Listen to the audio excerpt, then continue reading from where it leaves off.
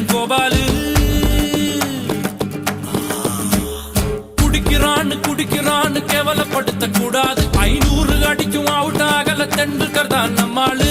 காஞ்சிபுரம் பட்டுடா, பழனி மலை மொட்டடா, பாண்டிச்சேரி மில்லிடா, நம்ம மதுரையில மல்லிடா. கோயிலுக்கு நேர்ந்து விட்ட கால இந்த சாமிடா. கோபம் உண்டு வந்து புட்டா கூட்டத்தோட காலிடா. கும்பகோண வெத்தல அது கொஞ்சம் கூட பத்தல. நாட்டு சால சக்கரை என செக்கு போல சுத்தர. திருநெல்வேலிகள் வாடா.